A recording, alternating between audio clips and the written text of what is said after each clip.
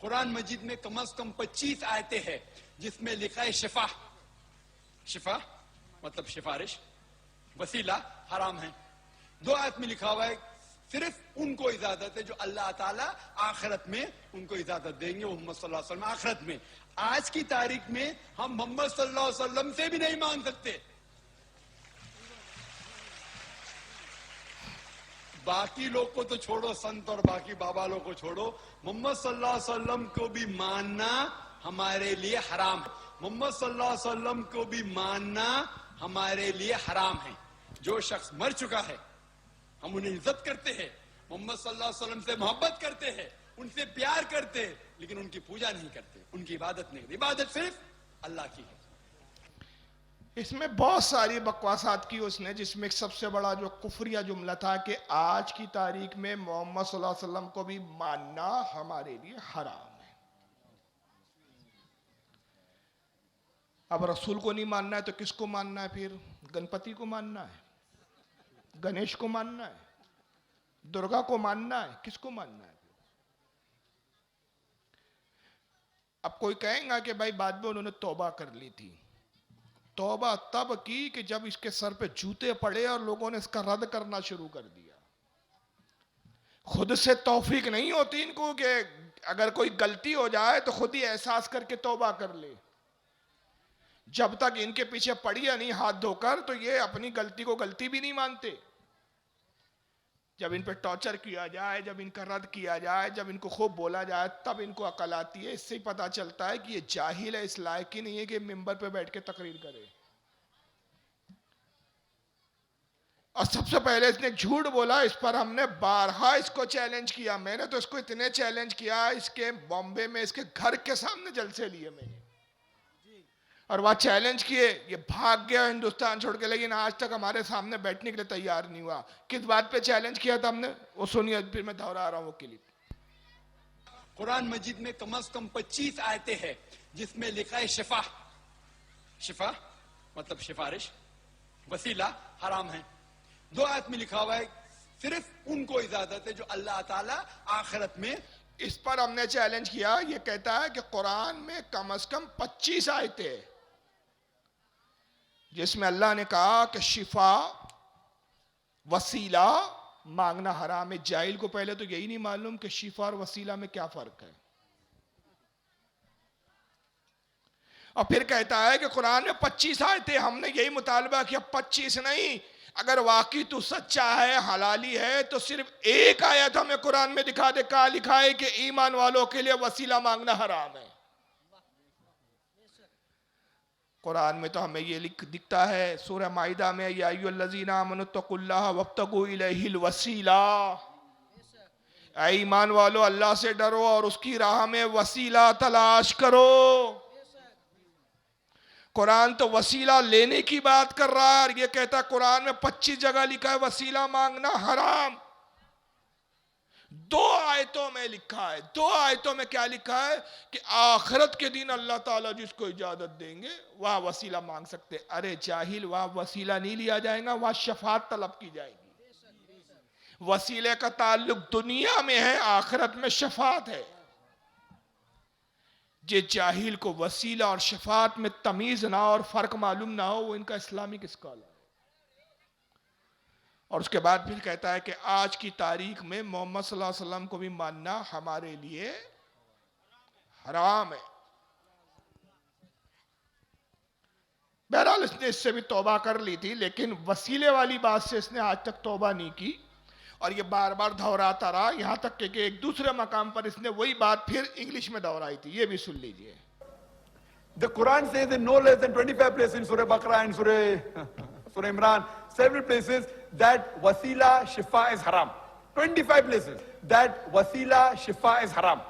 Quran 25 places that shifa wasila haram.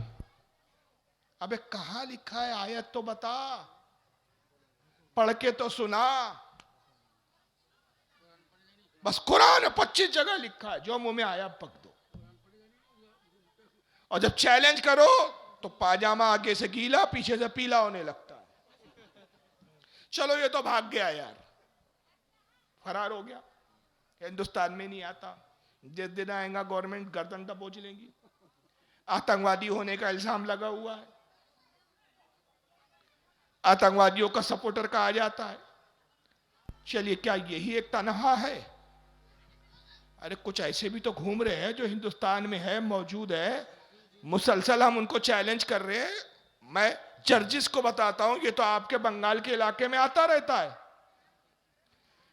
आइए जरा जर्जिस साहब की एक गुस्ताखी, जिसके बारे में 10 साल से मैं इसको चैलेंज कर रहा हूं, और वो क्या है, जरा जर्जिस की जबानी सुनिए।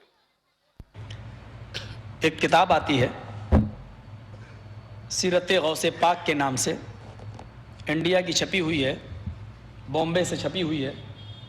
सीरत गौसे पाक हाजी अली की दरगाह पे मिल जाएगी, थोक के भाव बिकती है किताब, कीमत भी बहुत ज़्यादा नहीं है, सिर्फ 75 रुपये इंडियन करेंसी। लिखा है 181 सफ़े पर देखेंगे, लिखा हुआ है गौसे आजम दस्तगीर। अब दस्तगीर का माना देखिए क्या लिखा हुआ है। बड़े पीर साहब ने अल्लाह से कहा कि दिखाओ ये सातों आसमान तूने कैसे बनाए। मैं ये दिखलाना चाहता हूं शिर्क के नुकसानात क्या हैं। जब शिर्क इंसानी जिंदगी में आता है तो ये अल्लाह के मकाम और मर्तबे को किस तरह घटाता है। बड़े पीर साहब अल्लाह से कह रहे हैं, गौसे पाक अब्दुल कादिर जिलानी, के मुझे दिखलाओ ये सातों आसमान तूने कैसे बनाए।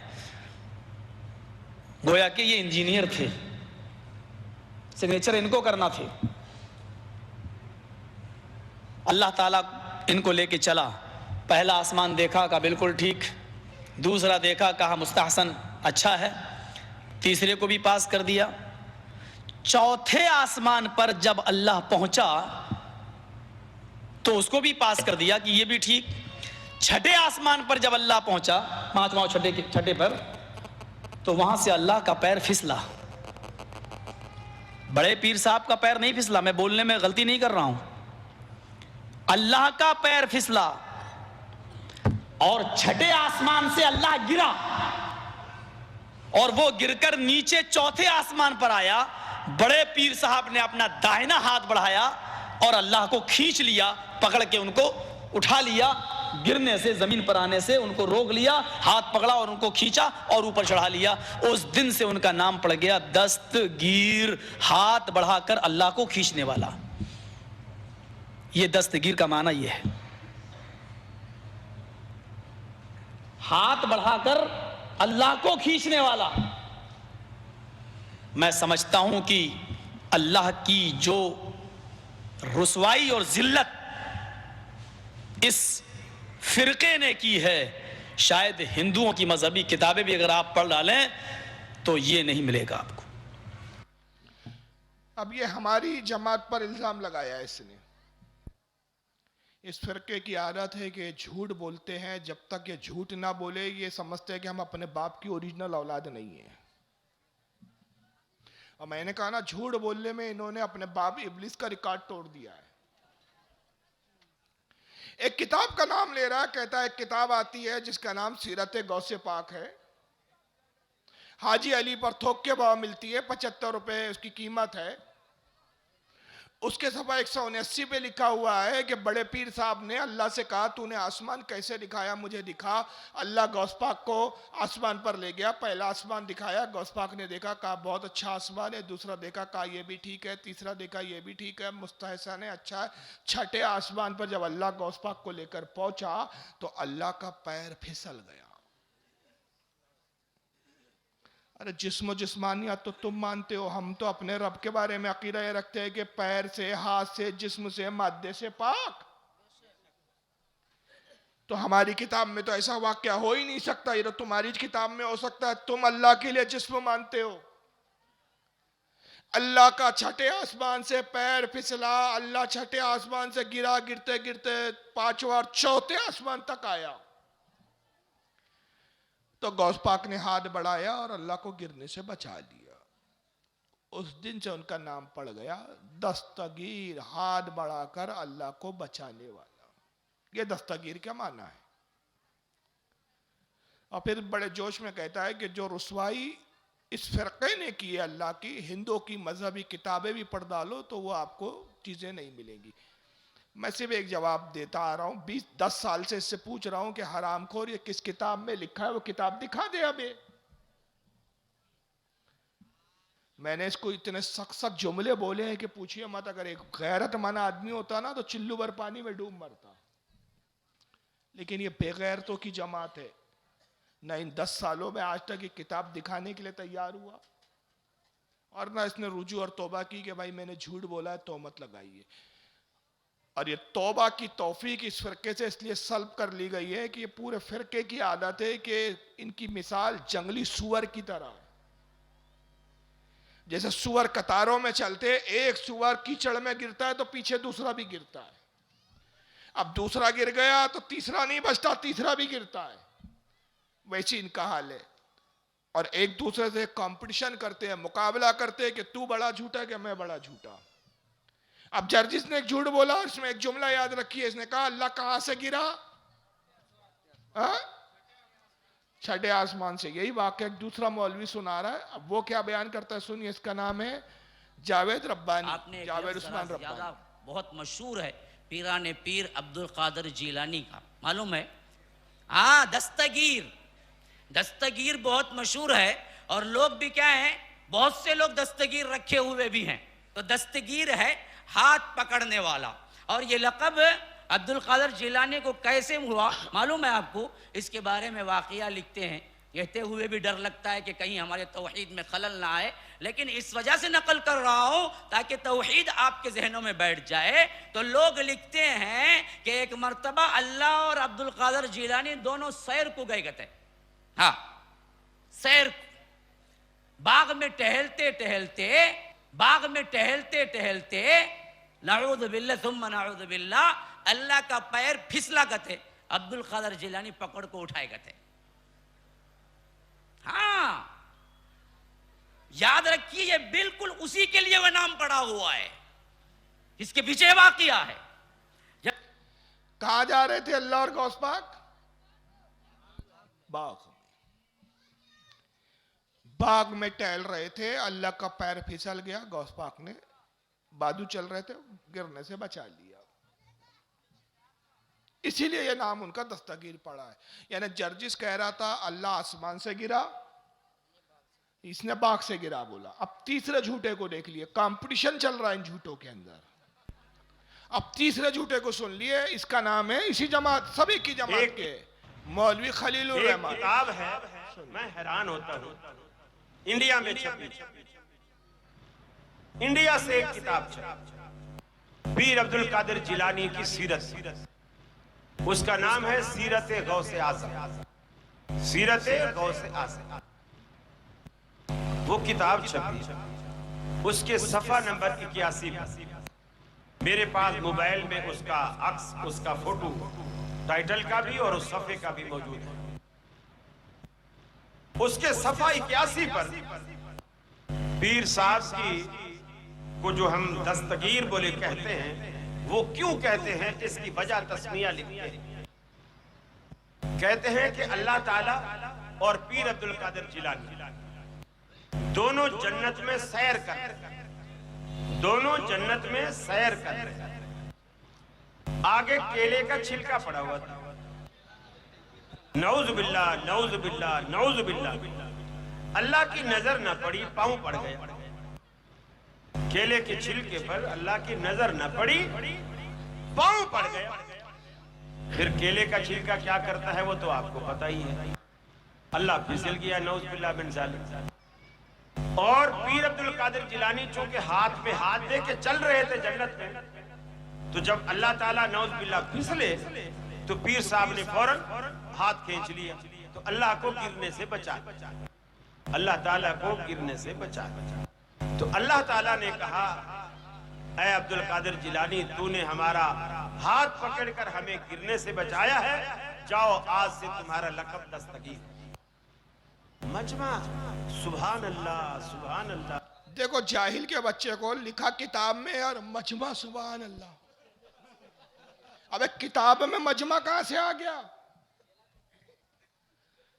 और इसने कहां गिराया अल्लाह को? कहां गिरे बोलता है माज़अल्लाह अस्तगफिरुल्लाह।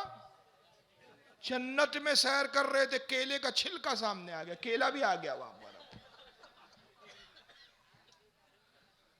वाकया एक ही है, मगर ये मुल्लाओं में झूठ बोलने का कंपटीशन है, मुकाबला चल रहा है कि तू बड़ा झूठा कि मैं बड़ा झूठा।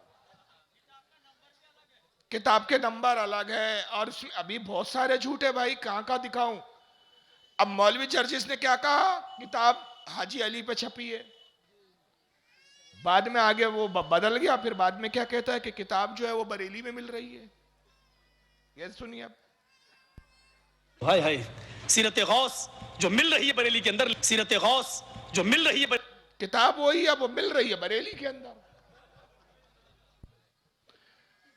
अब जब इससे मुतालबा किए कि किताब ना बरेली में मिल रही है ना हाजी अली पे मिल रही है, तेरे पास है, तूने पढ़ा, बयान किया, किताब दिखा, तो अब देखे तीसरा झूठ क्या बोलता है हरामखोर। सुनिए, सीरत ख्वाजा पढ़ो ये अजमेरी, ये हाजी अली की दरगाह पे मिल जाएगी किताब। इसी सीरत ख्वाजा, अब ये सीरत ख्वाजा अजमेरी, अब यहां से सुनिए इसके झूठ। पहला झूठ इसका, एक किताब आती है सीरत गौसे पाक के नाम से, इंडिया की छपी हुई है, इंडिया की छपी हुई है, हाँ याद रखिएगा, इंडिया की छपी हुई है, बॉम्बे से छपी हुई है, बॉम्बे से छपी हुई है। सीरत गौसे पाक हाजी अली की दरगाह पे मिल जाएगी, थोक के भाव बिकती है किताब, थोक के भाव बिकती है। अब दूसरा झूठ सुनो, हाय हाय, सीरत गौस जो मिल रही है बरेली के अंदर, सीरत गौस जो मिल रही है बरेली के अंदर, लिखा हुआ है मेरे मुरीदों। अब तीसरा झूठ सुनो, मैं पाकिस्तान गया, पाकिस्तान से किताब लेके आया, सीरत गौसे पाक पाकिस्तान से छपी है, सीरत गौसे पाक पाकिस्तान से लाया, पाकिस्तान में छपी है। कभी हाजी अली पे छपी है बंबई में, कभी बरेली में मिल रही है, बरेली में छपी है, अब पाकिस्तान से लाया। यानी इसको अपने बाप का पता ही नहीं। हमने पूछा अब्बा कहाँ रहे थे, बंबई में, बंबई में दिखाओ, नहीं बरेली में, बरेली में दिखाओ, नहीं पाकिस्तान में। तीन बाप की औलाद है, पता ही नहीं तुझे तेरा असली बाप कौन है। पाकिस्तान गया, पाकिस्तान से किताब लेके आया, सीरत गौसे पाक पाकिस्तान से छपी है, सीरत गौसे पाक पाकिस्तान से छपी है। अरे तब पढ़ के मैं दंग रहा। और ये पाकिस्तान का रहने वाला, इंडिया से एक किताब छपी, इंडिया से एक किताब छपी। ये कहता पाकिस्तान में छपी, पाकिस्तान में बैठा हुआ बोलता इंडिया में छपी, ताकि पाकिस्तान वाले को पकड़ो तो इंडिया में मिल रही है, इंडिया वाले को पकड़ो पाकिस्तान में मिल रही है, बंबई वाला पकड़े बरेली में मिल रही है, बरेली वाला पकड़े बंबई में मिल रही है। अंदाजा लगाइए कितने मक्कार होते हैं ये लोग। याद रखिए, ये अपने मजमे में सबको वर्गला सकते हैं, धोखा दे सकते हैं। इनकी सिर्फ एक कमजोरी है, जिस दिन ये कमजोरी को तुम समझ लोगे, खुदा की कसम इस सुन्नियों से पनाह मांगेंगे, तुमसे पनाह मांगेंगे। और वो कमजोरी है कि जब भी आपके इलाके में आए, इनकी किसी बकवास को सुनने की जरूरत नहीं, इनसे मुलाकात करो और सिर्फ एक बात करो, हम अपने मौलाना को बुलाते हैं, माँ का दूध पिया है, हलाली है तो मुनाजरा कर ले। इनको तकरीर बोलो तो ये 6 घंटे बोलेंगे, लेकिन मुनाजरा 6 मिनट करने के लिए तैयार नहीं। इनको पता है कि जिस दिन हम किसी बरेली मौलाना के सामने बैठ जाएंगे, हमारा पायजामा आगे से गीला और पीछे से पीला हो जाएगा। इनकी औकात नहीं है सुन्नी उलमा के सामने बैठ के बात करने की। ये सिर्फ कौम के सामने आके डमरू बजाना जानते हैं जी। तो बहरहाल ये चंद बातें मैंने आपके सामने बताई। मेरे बाद जो खतीब है बंगला ज़बान में, जो आपकी अपनी मादरी ज़बान है, उसमें आपको खिताब सुनना है। 15 मिनट रह गए हैं, मुझे 3 बजे तक का वक्त दिया गया था। मैं अपने वक्त का ख्याल रखते हुए और आने वाले मुकर्रिर का भी ख्याल रखते हुए बिल्कुल मैं अपने वक्त पे ख़त्म करूँगा। सवाल है 15 मिनट में आपको जो पूछना है पूछ लीजिए। अस्सलामु अलैकुम। वालेकुम अस्सलाम। है सवाल है, पहली सवाल, कब्र में फूल चढ़ाना कैसा है और कब्र में अजान देना कैसा है? हदीस और कुरान की रोशनी में साबित। दोनों जायज़ और मुस्तहसन अमल है, अच्छे अमल है। फूल चढ़ाने के ताल्लुक से जो जिस हदीस से हमारे उलमा कराम दलील पकड़ते हैं, जिस हदीस से इस्तेंबात करते हैं और जिस हदीस से इस्तेदलाल करते हुए फूल डालने के जायज़ का फतवा देते हैं, वो ये है कि सही बुखारी की हदीस है। अल्लाह के नबी सल्लल्लाहु अलैहि वसल्लम अपने सहाबा के साथ एक मरतबा कब्रिस्तान से गुजर रहे थे, एक कब्रिस्तान से, तो आसपास आजू बाजू 2 कब्रें थी। सरकार उस कब्र के पास आए और आपने फरमाया कि ऐ लोगों, इन 2 कब्र वालों पर अज़ाब हो रहा है। एक तो इससे हुजूर सल्लल्लाहु अलैहि वसल्लम का इल्म गैब पता चला कि हुजूर को कब्र के भी हालात मालूम है, और फरमाया कि इन पर जो गुनाह हो रहा है ये बहुत मामूली गुनाह के सबब से अजाब हो रहा है। जो अजाब हो रहा है वो बहुत मामूली गुनाह के सबब से। इनमें एक जो है वो पेशाब के छींटों से नहीं बचता था, दूसरा जो है वो गीबत और चुगली करता था। फिर आपने फरमाया कि दरख्त की कोई शाख लेकर आओ। सहाबा कराम ने दरख्त की एक शाख को तोड़ कर लाया, टहनी जिसको कहते हैं। आपने उसको चीरा 2 हिस्सों में, एक इस कब्र पे रखा, एक दूसरी कब्र पे रखा। साहबा ने अर्ज़ किया, अल्लाह के नबी, इससे पहले आपने ऐसा कभी नहीं किया। आपने फरमाया कि दरख्त की जो टहनियाँ होती है, शाखें होती है, पत्तियाँ होती है, ये जब तक तर होती है, गीली होती है, सूखती नहीं, ये अल्लाह की तस्बीह बयान करती है, अल्लाह का जिक्र करती है। और जहाँ अल्लाह का जिक्र हो वहाँ अजाब नहीं होता। मेरा गुमान है कि इनके जिक्र से इनके अजाब में कमी हो जाएगी। इसी से उलमा ने हमारे दलील ली कि कब्रों पर फूल डालना, इससे 2 फायदे होते हैं कि अगर बंदा गुनाहगार है तो ये दरख्त की जो पत्तियां होती है, फूल होते हैं, तर होते हैं, गीले होते हैं, जिक्रुल्लाह करते हैं, उसके जिक्र की बरकत से उनके अजाब और गुनाह में कमी हो जाती है। और अगर अल्लाह का वली है, नेक बंदा है, तो अल्लाह के वली को जिक्र से उन्स होता है, रग़बत होती है, उनका दिल बहलता है उससे, और उनके दर्जात और मकामात में बुलंदी होती है।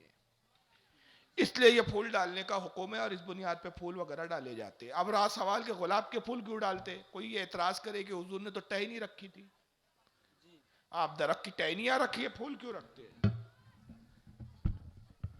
तो हुजूर सल्लल्लाहु अलैहि वसल्लम ने यहाँ एक मुतलकन बात फरमाई है कि दरख्त की कोई भी चीज हो, टहनी वगैरह, जब तक तर होती है वो जिक्र करती है। फूल डालने का मामला यह है कि एक हदीस से पाक में यह आया, जिसको इमाम जलालुद्दीन सयूती ने अल-खसाइसुल कुबरा में लिखा है, इमाम अब्दुर रहमान इब्न जौज़ी ने अल-वफ़ा में लिखा है, और भी बहुत से उलमा ने इसको लिखा है कि हुजूर जब मेराज से तशरीफ ला रहे थे तो आपके पसीने के कतरात से गुलाब पैदा हुआ। और हुजूर एक मकाम पे फरमाते हैं, शाह अब्दुल हक मुहद्दिस देहलवी रहमतुल्लाह अलैह मदारिज नबुव्वत में नकल फरमाते हैं कि हुजूर ने कहा कि जिसको मेरी खुशबू सूंघना हो वो गुलाब को सूंघे, जिसने उसे सूंघा उसने मेरी खुशबू को सूंघा। और जब गुलाब को सूंघे